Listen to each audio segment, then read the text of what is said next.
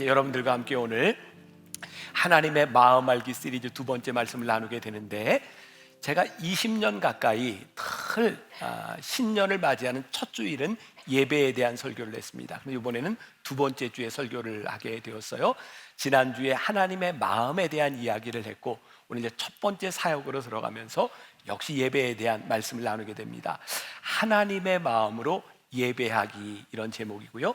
우리가 이런 건 좀 한번 알아두고 가면 좋겠다 하는 걸 좀 서론에서 좀 이야기하려고 합니다. 우리가 예배를 드린다 이런 표현, 예배를 본다, 또 예배하다 이런 표현들을 씁니다. 한번 보여주세요. 자, 예배 본다가 맞습니까? 예배 드리다가 맞습니까? 예배하다가 맞습니까?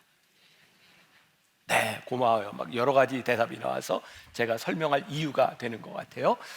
이 권정생이라고 하는 아동 동화 작가가 있습니다. 돌아가셨는데 그분이 그런 이야기를 했어요. 사람들이 예전에 이런 표현들을 많이 썼습니다. 야, 우리 잔치 보러 간다, 우리 또 상주 보러 간다, 이런 표현들을 썼습니다. 근데 그게 구경하러 간다 이런 뜻이 아니라는 거죠. 잔치 보러 간다라고 하는 것은 잔치에 참여하러 간다, 상주 보러 간다, 그 말은 또 위로하러 간다, 이런 의미이기도 합니다. 그래서 예배 본다라고 하는 말에 대해서 조금 이렇게 부정적인 생각을 가지고 있는 분이 있지만, 권정생 씨는 이렇게 얘기합니다. 사실 우리 민족이 보다라고 이야기할 때는 단순히 관객의 입장이 아니라 참여한다는 의미를 가지고 있으니 예배 본다라고 하는 말이 그렇게 틀린 것은 아닙니다. 그러다 보니까 예배 본다라고 하는 말이 아니라 예배를 드리는 거지, 이렇게 말을 합니다. 저 예배라고 하는 말을 한자로 한번 보여줘 보세요. 자, 예도래자에다가 이렇게 드린다, 절할 배자를 쓰고 있습니다. 사실 예배를 드린다라고 하면 드린다는 말이 두 개가 반복이 되어 있습니다. 그래서 진짜 옳은 한글 사용은 예배 드린다가 아니라 예배하다가 맞습니다. 그러니까 문법적으로 우리 말에 있어서 가장 정확한 표현은 예배하다가 맞습니다. 그러나 예배를 본다거나 예배를 드린다고 하는 것이 우리의 관념 속에서 잘 이렇게 이해되고 있다면 그걸 그렇게 틀렸다고 지적할 이유는 없다. 그래서 예배 본다, 예배 드린다, 예배하다라고 하는 말이 어떤 의미로 있는지 이런 정도는 알고 예배를 드리면 좋겠다. 자, 유익한 시간이었어요? 네, 고마워요. 또 우리 교회 예배 철학에 대해서 제가 여러분들에게 이야기를 좀 하고 싶은데, 여러 가지 이야기할 수 있지만 저는 우리 목회자들과 늘 그런 이야기를 합니다. 우리는 예배에 목숨을 건다. 오늘 뭐 말씀 가운데 나오겠지만 만나교회에서는 예배를 가장 중요하게 생각합니다. 저희가 그렇게 예배 준비를 철저하게 하다 보니까 여러분들도 느끼셨겠지만 오늘 예배에 대한 말씀을 나누다 보니까 처음 찬양부터 특주부터 모든 것이 예배에 맞추어져 있습니다. 그러니까 몇 달 전부터 찬양팀이든 예배를 준비하는 사람이든 저도 오늘 이 예배를 몇 달 전부터 준비하고 온 거죠. 그러다 보니까 사람들이 이런 이야기를, 만나교회 예배는 참 좋다, 그런 표현들을 많이 합니다. 실제로 많이 준비합니다. 그러다 보니까 뭐 크리스마스 때나 송구영신 때나 이런 때 방송국에서 연락이 와요. 생방으로 좀 내보내면 좋겠습니다. 그리고 지금도 이제 CTS에서 우리 교회 주일 예배를 늘 생방으로 이렇게 내보내고 있죠.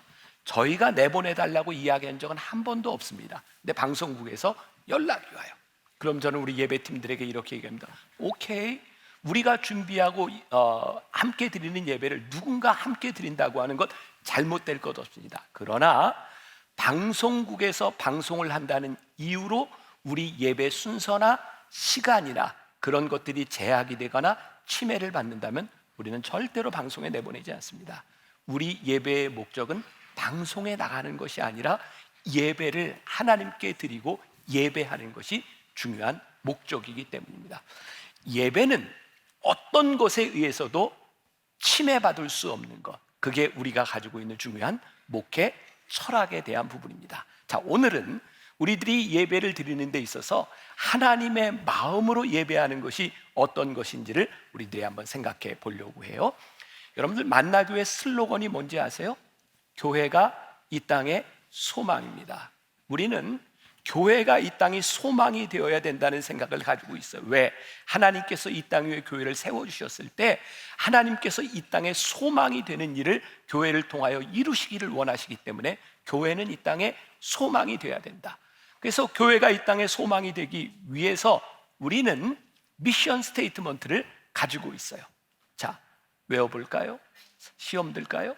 네, 보여드릴게요. 우리 같이 한번 봅시다. 자, 하나님의 임재를 경험한 예배자들이 예수님의 말씀으로 훈련된 제자가 되어 성령의 능력으로 지역과 세상을 섬긴다. 제가 만나교회 목회를 시작하면서 우리 교회가 이런 교회가 되었으면 좋겠다. 자, 우리 교회 미션 스테이트먼트가 아주 신학적으로 잘 정리가 되어 있는 미션 스테이트먼트예요. 하나님, 예수님, 성령님. 자, 하나님의 임재를 경험한 예배자들이 예수님의 말씀으로 훈련된 제자가 되어 성령의 능력으로 지역과 세상을 섬긴다. 그래서 우리 교회는 예배와 훈련과 섬김이라는 세 가지 축을 가지고 있어요. 성부, 성자, 성령, 예배, 훈련, 섬김. 자, 이 미션 스테이트먼트의 제일 중요한 부분이 무엇인가? 바로 예배라고 하는 거죠. 교회는 왜 예배하는가? 교회에서는 여러 가지 일들이 이루어지고 있어요. 그런데 교회에서 어떤 일을 할 수 있지만 예배하지 않고 하는 그 일들을 우리들이 하나님의 일이라고 이야기하지 않습니다. 만일 우리들이 예배하지 않는 사람들이라면 세상에 선한 일을 하는 것과 우리들이 선한 일을 하는 것의 차이가 뭐가 있겠습니까? 세상도 교회도 힘을 가지기를 원합니다. 왜? 힘을 가지면 많은 일을 할 수 있다고 생각하기 때문이죠.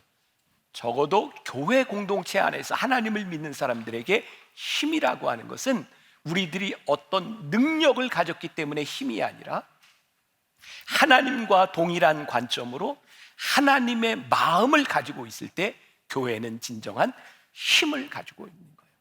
우리의 힘이 뭐라고요? 세상에서 이야기하는 능력이 아니라고요.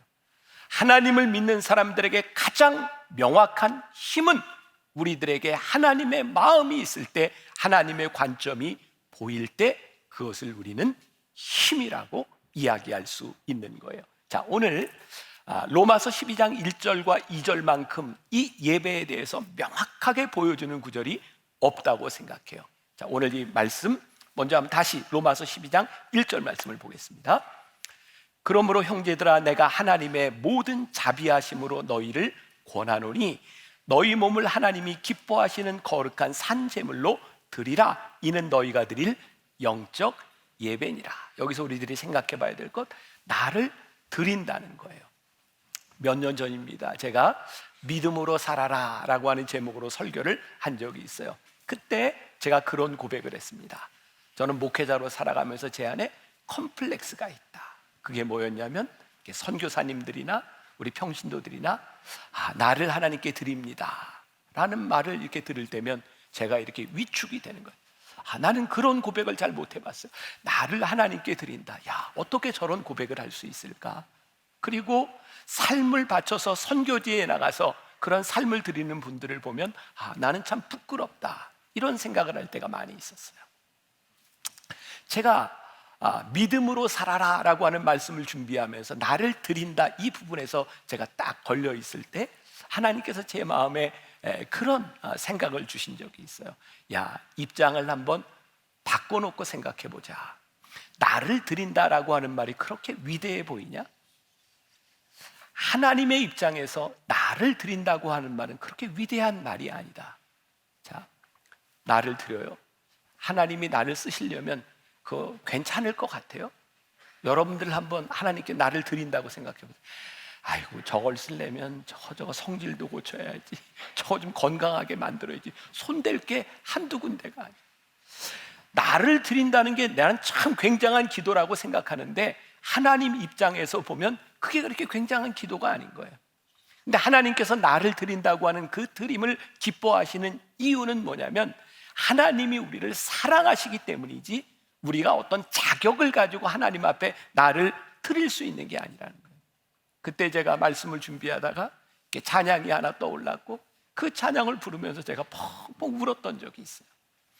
보소서 주님, 나의 마음은 선한 것 하나 없습니다. 그러나 내 모든 것 주께 드립니다. 사랑으로 안으시고 날 새롭게 하소서. 주님 마음 내게 주소서. 내 아버지 주님 마음 내게 주소서. 나를 향하신 주님의 뜻이 이루어지도록 주님 마음 내게 주소서. 그날 제가 이 찬양을 부르다 많이 울었어요. 보소서 주님, 나의 마음은 선한 것 하나 없습니다. 그러나 내 모든 것 주께 드립니다. 사랑으로 안으시고 날. 그렇구나. 내가 주님 앞에 자격으로 나아가는 것이 아니구나. 오늘 로마서 12장 1절에 보니까 너희 몸을 하나님께 드리라 라고 되어 있는데, NIV 영어 성경에 보니까 your body예요. 거룩한 어떤 상태를 이야기하는 것이 아니라, 완전한 상태를 이야기하는 것이 아니라 너의 몸을 드리라는 거예요. 하나님께서 우리의 몸을 기뻐 받으시는 이유는 in view of God's mercy라고 되어 있어요. 하나님의 자비하심 가운데서 우리의 몸을 받아주시는 것이요, 우리가 하나님 앞에 부족한 우리를 드릴 때 하나님이 기뻐하신다는 거예요. 우리의 몸을 드릴 때 하나님이 왜 기뻐하실까요? 저에겐 그런 생각이 들어요. 우리의 몸을 하나님께 드릴 때, 내 삶을 하나님께 양도하고 나를 하나님께 내어드릴 때, 그때 비로소 하나님의 나라가 이루어지는 거예요. 자, 여러분들에게 제가 그런 도전을 하고 싶어요. 여러분들이 하나님을 예배하는 사람이라고 우리가 그런 고백을 하고 오늘 우리가 예배를 드리고 있는데, 나를 하나님께 드린 여러분들의 삶 가운데서 하나님의 나라가 이루어지고 있나요? 만일 우리들이 예배하는 자로 살아가는데, 우리들이 살아가는 삶의 한가운데 하나님의 나라가 이루어지지 않고 있다면 우리는 하나님 앞에 나를 내어 드린 것이 아니라는 증거일 것 같아요. 자, 오늘 말씀을 전하면서 제가 어제도 그런 이야기를 냈고 오늘 10시 예배 때 그런 얘기를 했어요. 하나님, 오늘 말씀을 듣는 우리 성도들의 마음이 불편해지기를 원합니다. 이 말씀이 너무 불편해서 내가 잘못 살았던, 내가 잘못 알았던 것을 하나님 앞에 회개할 수 있는 시간이 되었으면 좋겠습니다. 우리는 왜 예배합니까? 예배하지 않는 그 어떤 것도, 어떤 선행과 훈련도, 그것은 하나님과 관계없기 때문이에요. 예배하는 자가 될 때 우리는 하나님과의 관계 속에서 살아가고 있는 거예요. 예배를 통해 혹시 우리들은 나의 만족이나 나의 감정이 충족되는 걸, 그것을 혹시 예배의 성공이라고 착각하고 있지 않는가? 예배의 핵심은 하나님이 기뻐하시는 산 제물로 드리라는 거예요. 그래서 오늘 이 예배자로서 우리들이 물어야 될 중요한 질문이 있는 거예요. 오늘 여러분들이 예배를 드리는데 이거 하나님이 우리의 예배를 기뻐하시는가? 자, 우리들이 착각하는 게 있어요. 예배의 가치를, 우리가 예배의 성공을 내가 어떤 은혜를 받고 내가 어떤 기쁨을 가지고 내 감정에 어떤 일이 일어났나로 판단하게 되는 거죠. 여러분들 예배를 드리고 나가면서 가끔 그런 얘기 하잖아요. 나 오늘 은혜 받았어. 가끔 안 하세요? 나 은혜 받았어. 그래, 내가 은혜 받았어. 그때 그 은혜라고 하는 것은 무엇인가요? 여러분들의 감정의 만족인가요? 하나님이 기뻐하시기 때문에 내가 그것을 은혜라고 생각한가요? 우리는 쉽게 예배 좋았어, 은혜 받았어 라고 이야기하지만, 그것이 하나님이 기뻐하시는지를 묻지 않는다면 그것은 우리의 감정의 문제일 수 있는 거예요. 자, 여러분들에게 이런 질문을 드려볼게요. 혹시 여러분들 예배를 드리면서 억지로 예배를 드리거나 예배 드리기 싫을 때가 있었습니까? 없었습니까? 자, 다른 질문을 한번 드려볼게요. 저는 예배를 인도하고 설교를 하는데 제가 설교를 하기 싫거나 예배 드리기 싫을 때가 있었을까요? 없었을까요? 아니, 내 얘기는 쉽게 대답하고 그 참 굉장히 그래요. 네, 그래요. 저도 이렇게 매주 서서 설교를 하지만 늘 제 마음이 늘 충만한 상태에서 그렇게 설교하는 게 아니에요. 여러분들도 마찬가지겠죠. 제가 10여 년 전에 이 예배에 대한 설교를 하면서 이런 이야기를 했었는데 혹시 기억나는 분이 있는지 모르겠어요. 어느 40대 아들과 60대 어머니가 대화를 합니다. 아들이 이렇게 합니다. 어머니, 나 예배 드리기 싫은 3가지 이유가 있어요. 첫 번째, 저 주일날 늦잠 좀 자고 싶어요. 두 번째, 장로님의 기도가 너무 길어요.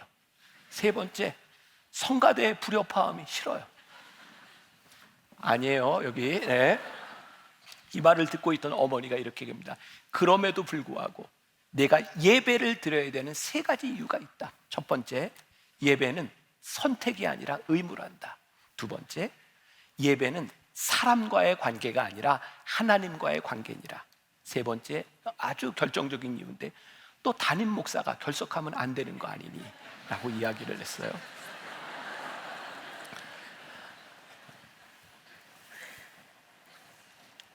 예배 때마다 우리는 은혜를 받고 예배 때마다 하나님의 임재를 경험하면 좋겠다라는 생각을 하죠.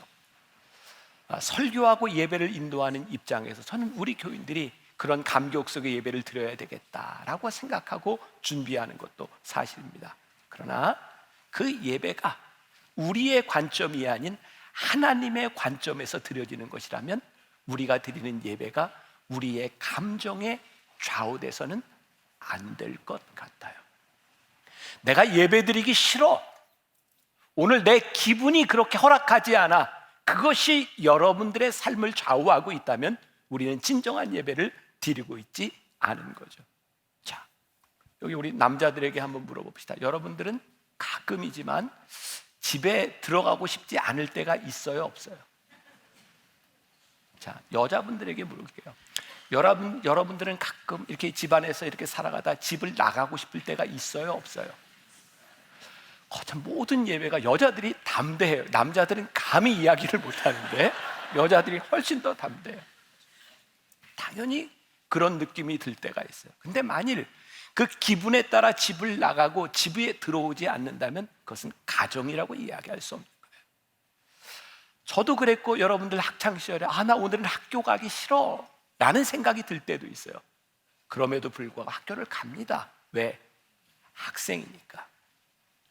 여러분들이 예배를 드려야 되는 이유, 여러분들이 하나님의 자녀이기 때문입니다.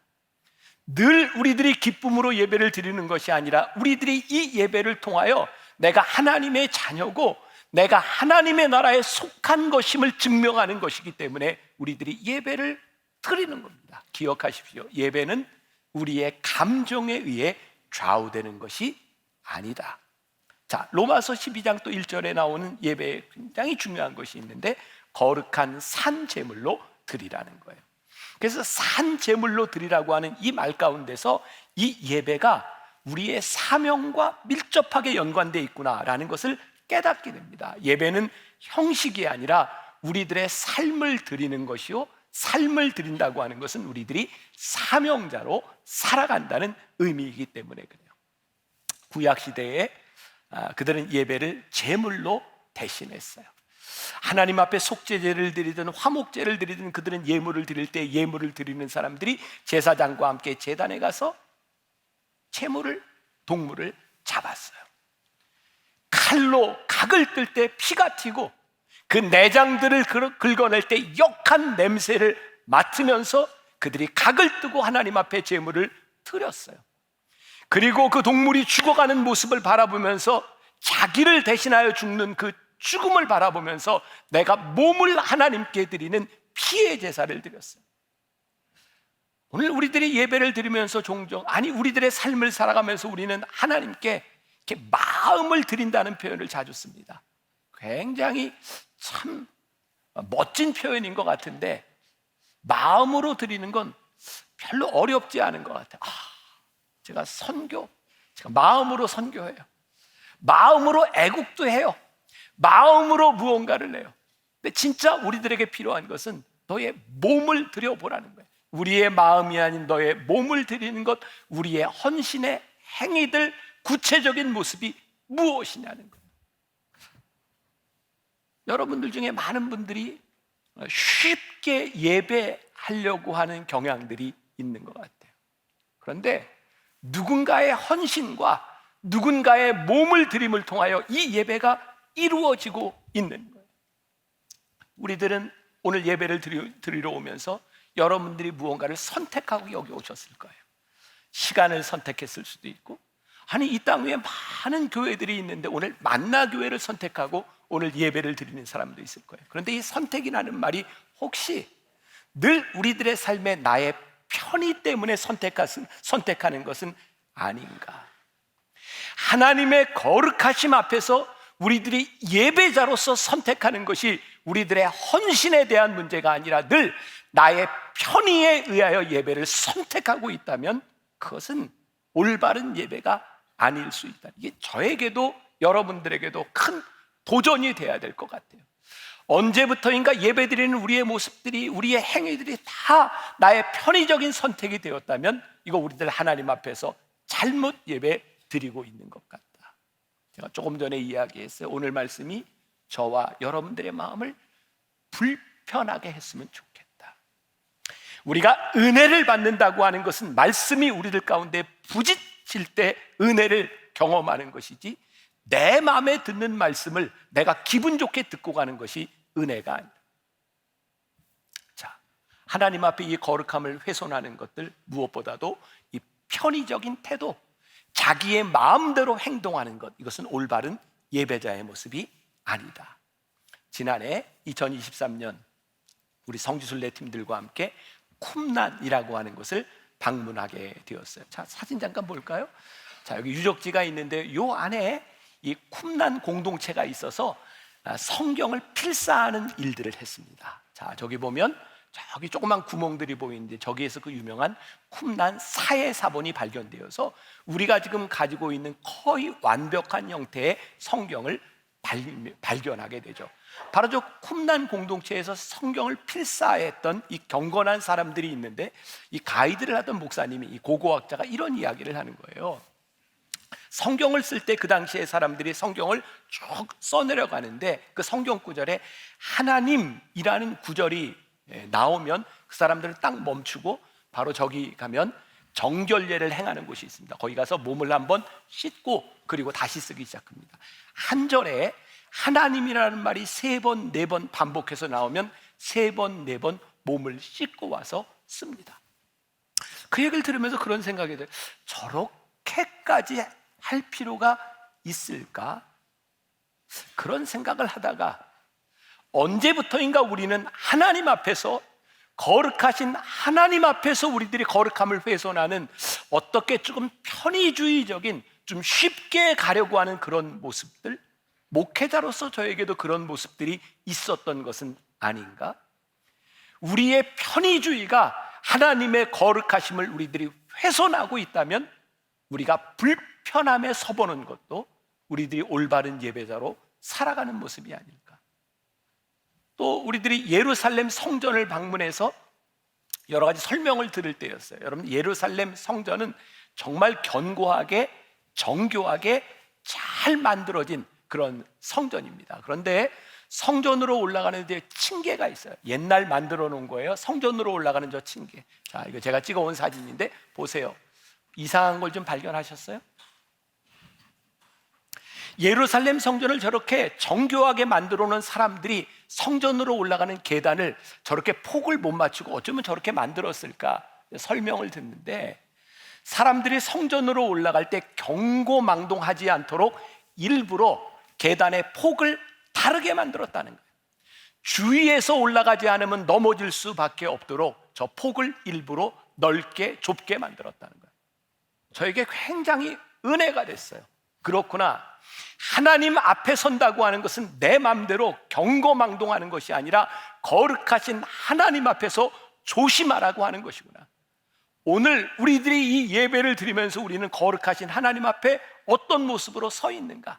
오늘 이 예배의 주체가 나가 아니고 하나님임을 인정할 때 예배는 나의 선택이 아니라 하나님 앞에서의 결단이 되어야 되는데 우리는 어떤 모습으로 나와 있는가? 보니까 많은 사람들이 예배를 드리면서, 아니 우리는 이 신앙 공동체 안에서 그런 얘기를 종종 듣죠. 나 저 사람하고는 진짜 예배가 안 돼. 예배 못 드려. 그래서 예배가 여러 번 있는 게 얼마나 감사한지 몰라. 저 인간 안 보고 예배 드리는 거 너무 감사해. 언제부터인가 우리는 예배 드리는 시간뿐만 아니라 예배를 드리는 회중도 우리들이 선택을 해요. 그런 생각이 들었어요. 만일 하나님께서 예배를 드리는 이 회중을 선택해서 예배를 받으신다면 하나님께 합당한 사람이 누가 있을까?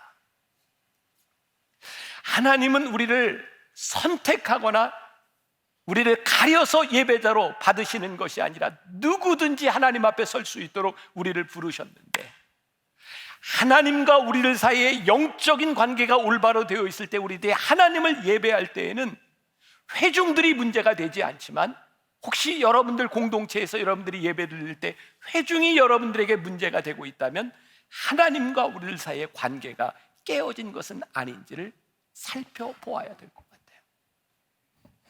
마태복음 5장 23절과 24절 말씀. 그러므로 예물을 제단에 드리려다가 거기서 내 형제에게 원망 들을 만한 일이 있는 것이 생각나거든 예물을 제단 앞에 두고 먼저 가서 형제와 화목하고 그 위에 와서 예물을 드리라. 자, 오늘 말씀이 여러분들을 좀 불편하게 했으면 좋겠다. 예수님 당시에 누군가 하나님께 제물을 드리려고, 예배를 드리려고 예물을 가지고 가다가 생각나는 게 있는데 뭐냐, 내가 원망 들을 만한 일이 있어. 내가 예배자로서 이렇게 서는 것은 내가 합당한 일이 아니야 라는 생각이 들거든 그 예물을 놓고 가서 형제와 화목하고 와서 이 예물을 드리라.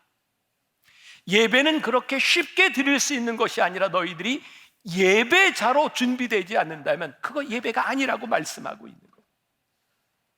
오늘 우리는 얼마나 많은 부분에서 하나님 앞에 예배자로 준비가 되어 여기에 서 있는가. 지지난해가 됐네요.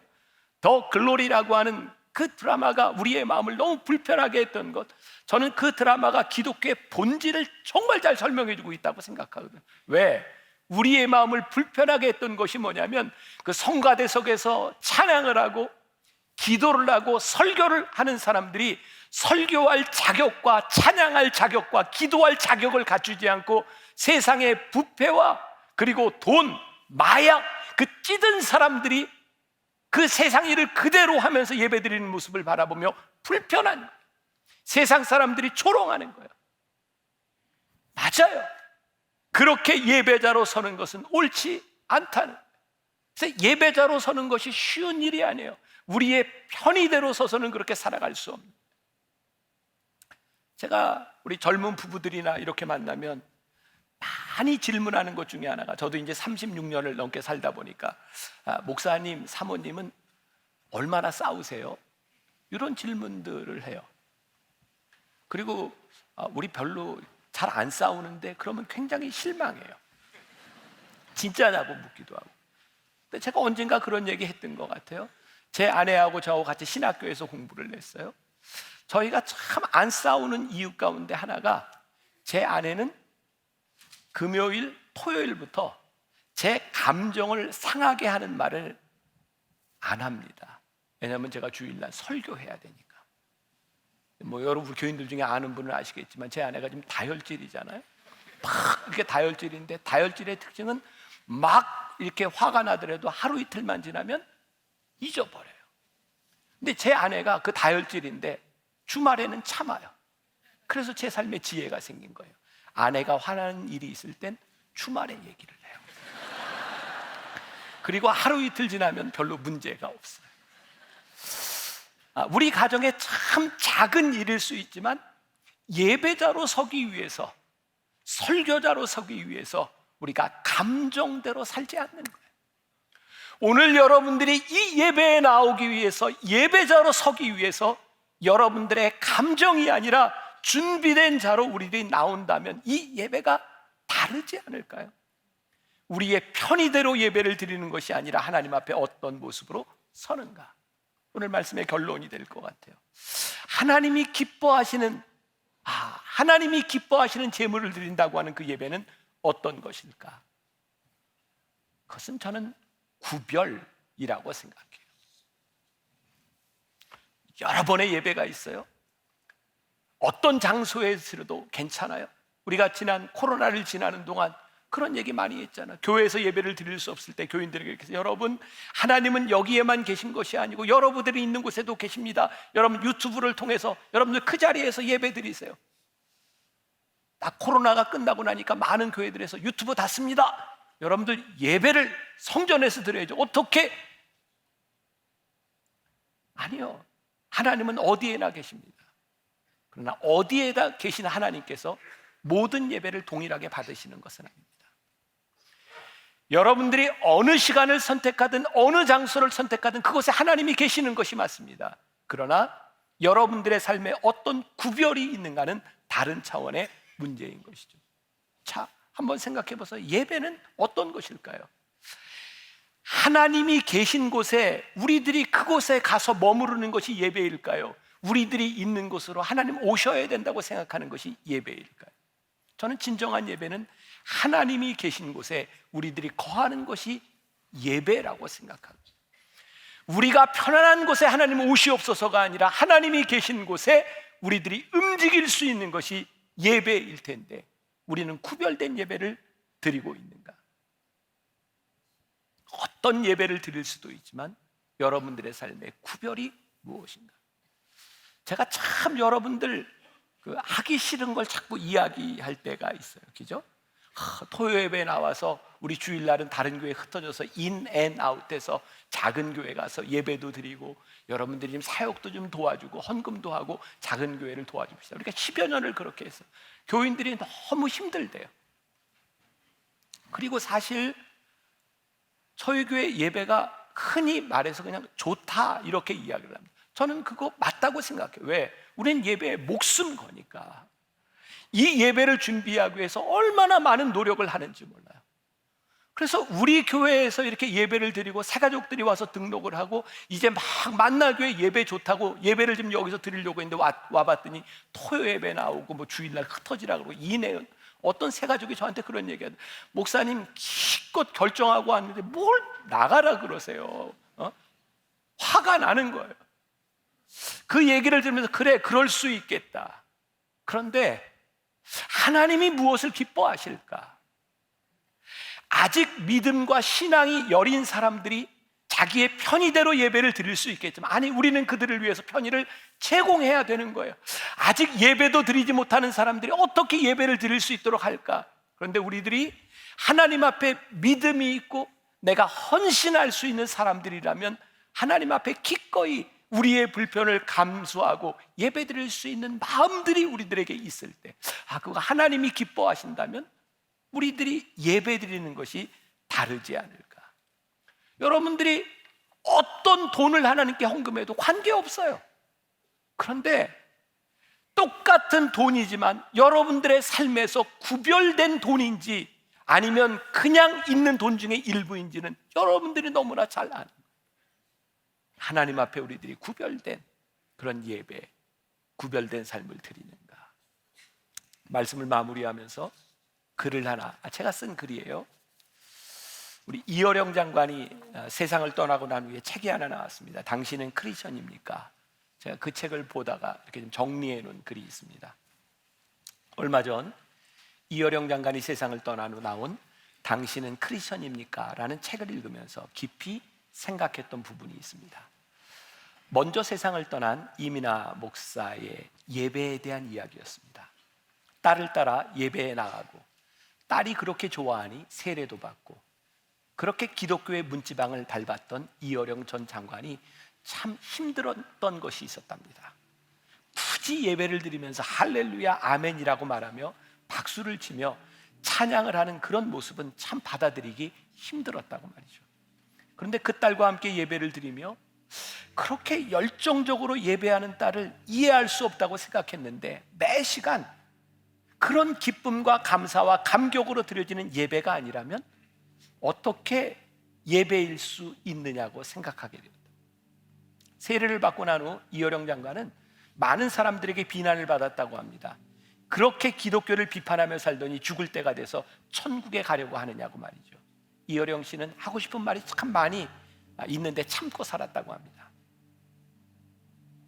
본질을 벗어난 교회와 목회자들을 바라보며 얼마든지 비판할 수 있었지만 그 모습들이 본질이 아니었기 때문에 예배 시간에 빠지지 않고 나갔다고 합니다. 어떤 선생님이 일탈을 냈다고 자녀를 학교에 보내지 않을 부모가 어디 있으며 의사가 실수했다고 병원을 찾지 않을 환자가 어디 있겠습니까? 이어령 씨는 처음 예수를 믿을 때 자신의 비참함과 간절함이 동기가 되었다고 합니다. 제발 시력을 잃어가는 딸이 볼 수 있게 해달라고 기도를 했고 그 기도만 이루어진다면 기독교인이 되겠다고 말이죠. 그런데 전혀 가능성이 없으리라고 생각했던 딸의 눈이 완전히 고침을 받았을 때 당황을 했답니다. 내가 빠져나갈 수 없게 되었구나. 하나님을 믿게 된 동기는 자신의 무기력과 비참함 때문이었는데 신앙의 세계로 들어가니 예수님의 외로움과 고독감이 보이더라는 겁니다. 아무리 말씀을 전해도 알아듣지 못하고 인간이 떡으로만 사는 것이 아니라고 가르쳐도 오병이어의 기적만 붙드는 사람들, 우리를 위해 십자가를 지시는 주님을, 사랑을 외면하는 우리들 때문에 우리 주님이 얼마나 외로우실까. 그래서 예배를 드리며 주님과 가까워질수록 주님을 위해 내가 무엇을 할까를 고민하게 되었답니다. 그리고 그것이 신앙의 세계로 들어가는 문지방이 되었다고 말입니다. 이 말이 굉장히 은혜가 되었어요. 예배로 신앙의 세계로 들어가면서 그의 눈에 들어왔던 것이 주님의 외로움이었고, 주님의 외로움이 보이니 내가 주님을 위해서 무엇을 할 수 있을까 고민하며 신앙의 문지방에 들어서게 돼요. 예배는 하나님을 생각하고 주님을 생각하고, 이게 어떻게 들릴지 모르지만 주님의 외로움이 보였다. 이게 그렇게 은혜가 되더라고요. 내가 주님을 위해서 무엇을 할 수 있을까? 그게 예배구나. 여러분들이 어떤 예배를 드릴 수 있어요. 어떤 시간에 예배를 드릴 수 있고 무엇이든지 할 수 있어요. 그러나 예배를 드리는 여러분들의 삶의 그 선택, 나의 편의가 아니라 하나님이 기뻐하시는 선택으로 여러분들의 삶과 여러분들의 예배가 구별될 때 우리는 그때 예배자로 살아가는 거예요. 2022년 여러분들에게 도전합니다. 진정한 예배자로 살아가기 위하여 여러분들의 삶에 선택, 거룩한 선택이 있기를 간절히 소원합니다. 그때 여러분들이 예배자로 서게 될 줄 믿습니다. 우리 같이 찬양했으면 좋겠습니다. 주를 위한 이곳에.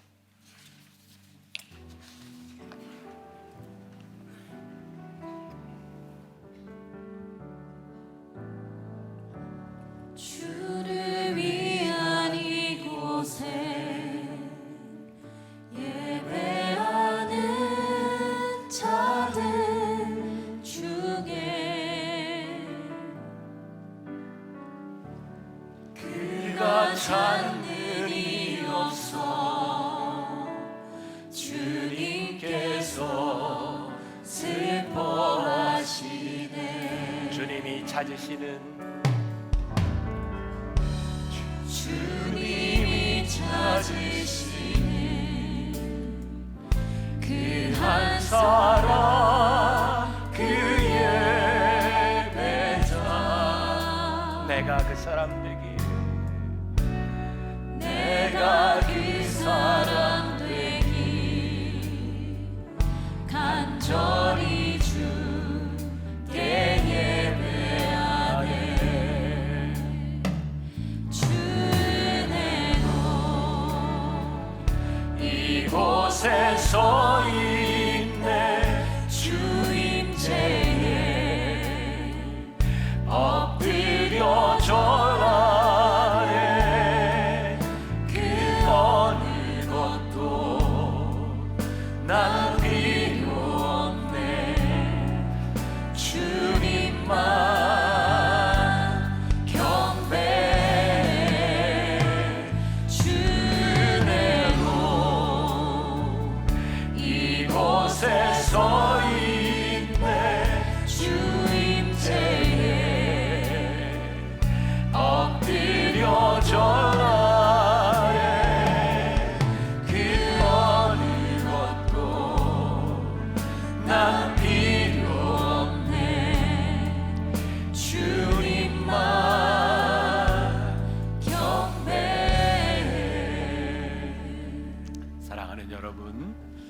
2024년을 시작하며 오늘 예배에 대한 말씀을 들었습니다.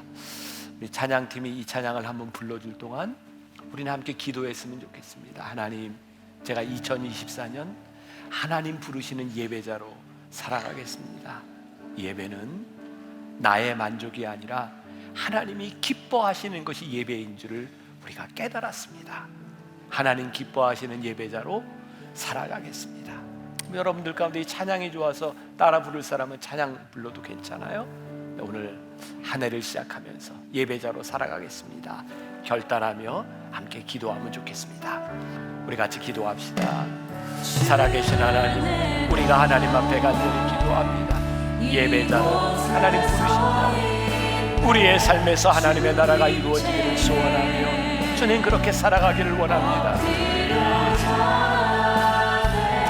하나님 찾으시는 예배자로, 하나님 앞에 합당한 예배자로, 오 주님, 그런 예배자로 우리들이 살아가기를 원합니다. 주님, 우리 가운데 함께 하시고 주님 역사하여 주시고 아버지, 우리 가운데 함께 하시고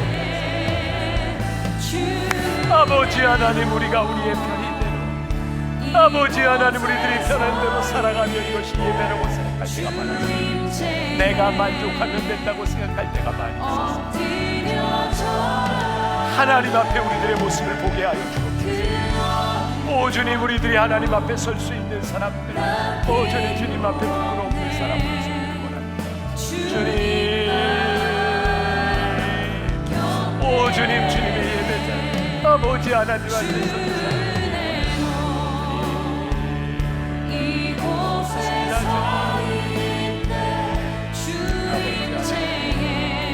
아버지 하나님, 하나님의 말씀 앞에 설 수 있는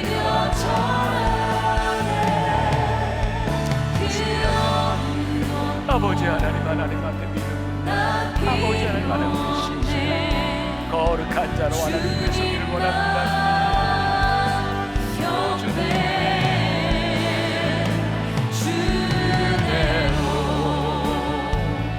이곳에 서 있네 주님 제에 엎드려 절하네.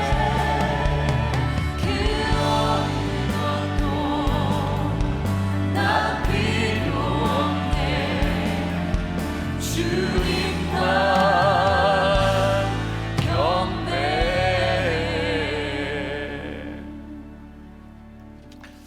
지금은 우리 주 예수 그리스도의 은혜와 하나님 아버지의 무한하신 사랑과 성령의 인도하심이 내 편의대로가 아니라 주님이 기뻐하시는 예배자로 살아가겠습니다.